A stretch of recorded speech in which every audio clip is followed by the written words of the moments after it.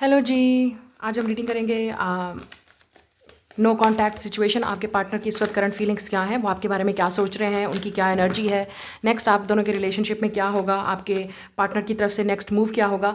आप हो सकता है बिल्कुल नो कांटेक्ट में हैं, लीस्ट कांटेक्ट है, बहुत कम आपकी बात होती है, या आपकी बिल्कुल बात नहीं हो रही, सेपरेशन हो गई है, ब्रेकअप हो गया है, या आपने एक दूसरे को ब्लॉक कर दिया। ये उन लोगों की रीडिंग है, ठीक है। जो लोग कॉन्टैक्ट में हैं उनकी बात नहीं हो रही, जिनका कॉन्टैक्ट नहीं है या बहुत ही कम बात होती है या आपको नहीं समझ आ रही जो आपके पर्सन है उनकी क्या फीलिंग है, वो आपके बारे में क्या सोच रहे हैं, ये उन लोगों के लिए है, ठीक है। तो ये जनरल रीडिंग है, जनरल मैसेजेस हैं, जो चीज़ आपके साथ रेजोनेट्स करेगी आप सिर्फ उसी चीज़ को ही क्लेम करेंगे। लाइक शेयर और फॉलो ज़रूर कीजिएगा। तो स्टार्ट करते हैं आज की रीडिंग। कलेक्टिव रीडिंग है definitely for all the science. तो अगर आप इस एनर्जी में है तो ये आपके लिए है, इट इज़ नॉट तो नॉट। तो स्टार्ट करते हैं आज की रीडिंग। सबसे पहले देखूंगी मैं आपकी एनर्जी इस साइड पे कि आप क्या फील कर रहे हो, फिर आपके पार्टनर की एनर्जी इस साइड पे। लेकिन आप स्विच कर सकते हो एनर्जी अगर आपको लगता है कि ये आपकी एनर्जी है, ये उनकी एनर्जी है, ठीक है। तो सबसे पहले आपकी एनर्जी देखते हैं, आप क्या फील कर रहे हो अपने पार्टनर को लेके इस वक्त, आपकी क्या सिचुएशन है उनको लेके। ये कार्ड इस तरह आए हैं। आपके पार्टनर की एनर्जी देखते हैं, वो क्या सोच रहे हैं आपको लेके। Okay, let's see now.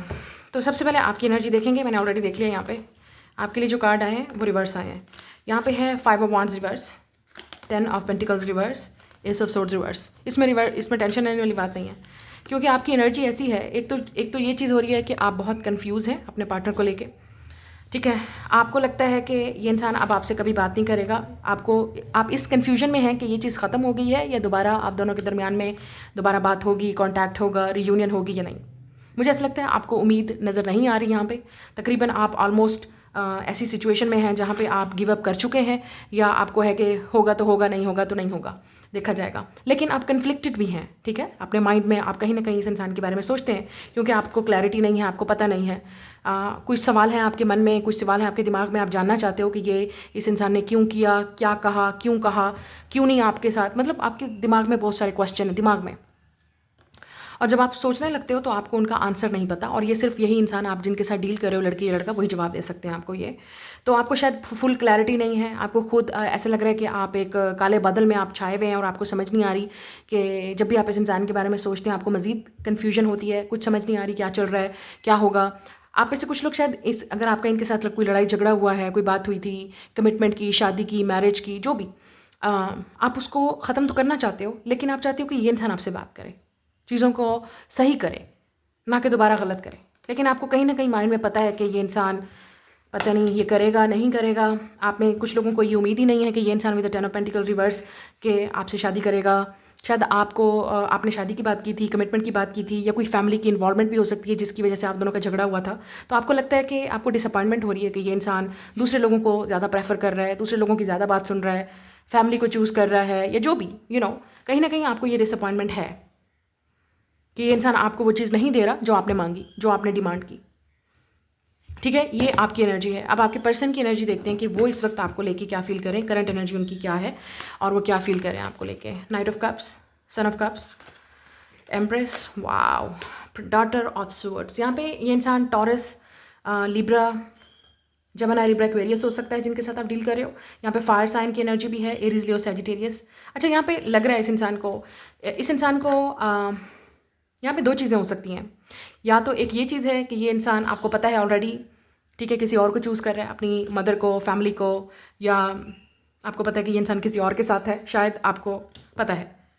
तो शायद इस वजह से आपको डिसअपॉइंटमेंट हो रही है। ये उन लोगों के लिए जिनको कन्फर्मेशन है कि ये इंसान ऑलरेडी किसी से बात कर रहा है, किसी के साथ डेट कर रहा है, किसी के साथ खुश है, या अपनी फैमिली की बात सुन रहा है, या किसी और को प्रेफर कर रहा है। तो अगर आपको ये पता है तो इसलिए शायद आप डिसअपॉइंटमेंट है।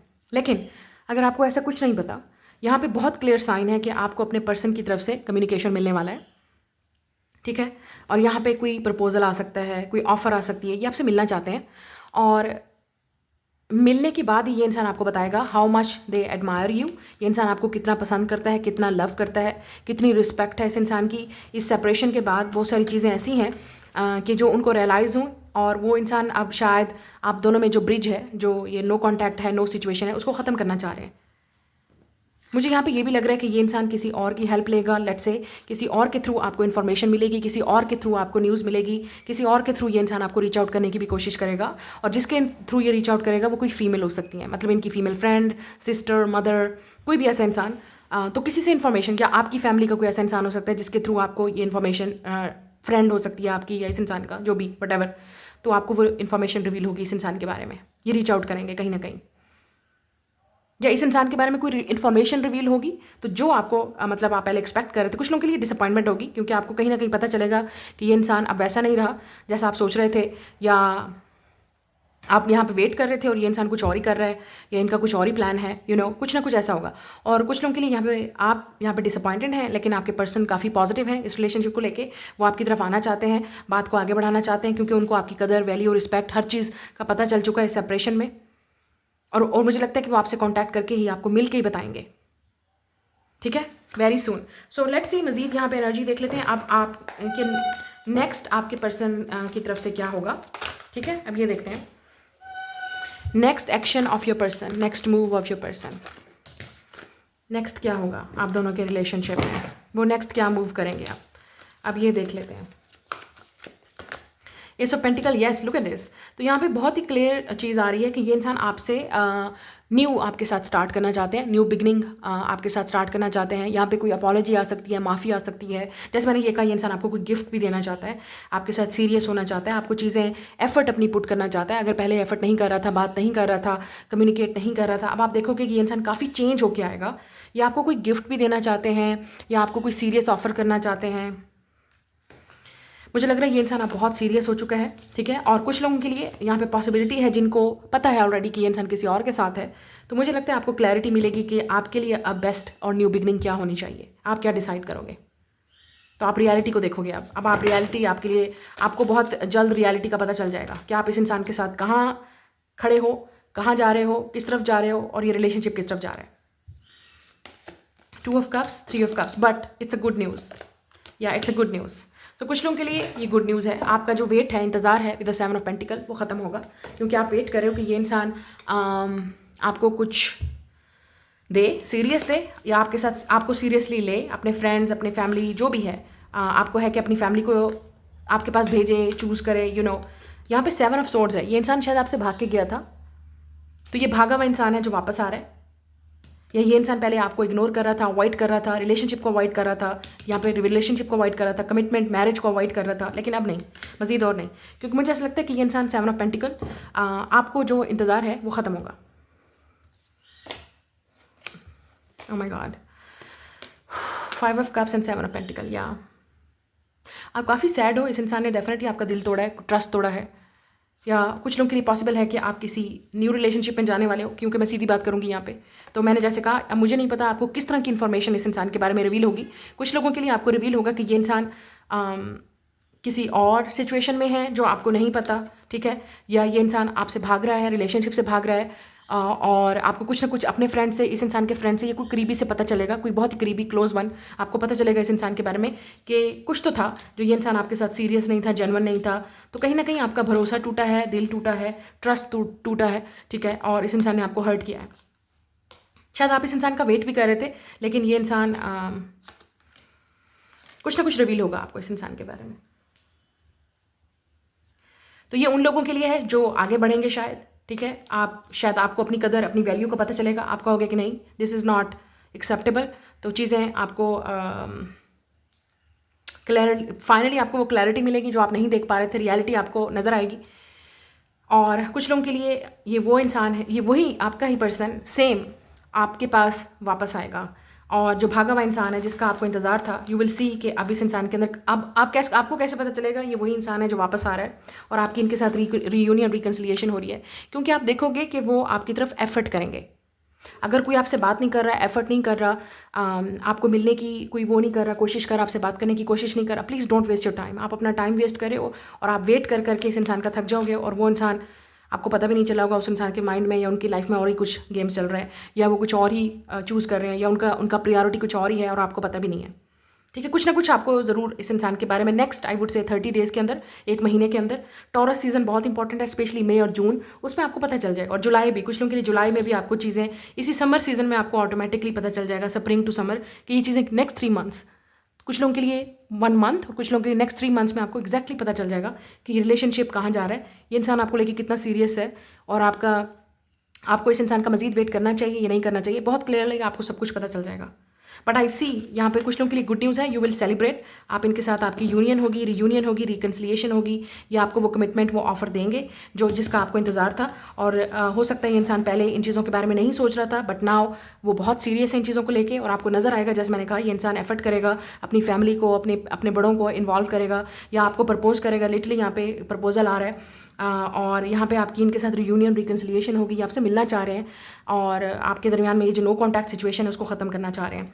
और दूसरा वो ग्रुप है जिसमें, क्योंकि यहाँ पे बहुत सारे लोग देख रहे हैं वीडियो को, तो दूसरा वो ग्रुप है जिसमें ये इंसान के बारे में आपको कुछ पता चलेगा, लेकिन फिर भी आपको बहुत खुशी होगी। एटलीस्ट आपको ये रियलाइज़ होगा कि आप किसी ऐसे इंसान पर अपना टाइम वेस्ट नहीं करे जो सिर्फ आपका टाइम वेस्ट कर रहा था और सीरियस नहीं था आपको लेके। तो आपको अपनी वैल्यू का पता चलेगा, और जो चीज़ें आपके लिए बेस्ट हैं आप फिर अपनी लाइफ में खुद डिसीजन लोगे। शायद आपकी लाइफ में कोई न्यू पर्सन आएगा जो एटलीस्ट आपको चूज़ करेगा, आपको लव करेगा, आपकी रिस्पेक्ट करेगा, आपकी इज्जत करेगा, आपको लव देगा, जो ये पास्ट वाला पर्सन या जिसके साथ आप अभी डील कर रहे हैं वो नहीं दे सकता। अगर यहाँ पे थर्ड पार्टी सिचुएशन है तो आपके पर्सन को भी पता है, आपको पता है ऑलरेडी कि उनको चूज़ करना है, उनको डिसीजन लेना है, आप या वो थर्ड पर्सन, थर्ड पार्टी, कुछ भी हो सकता है, उनकी फैमिली, उनका करियर, या वो नॉन कमिटल हैं, वो अभी शादी नहीं करना चाहते, ये उसका डिसीजन है, आपके पर्सन का, लड़की या लड़का जो भी है, ये उनका डिसीजन है।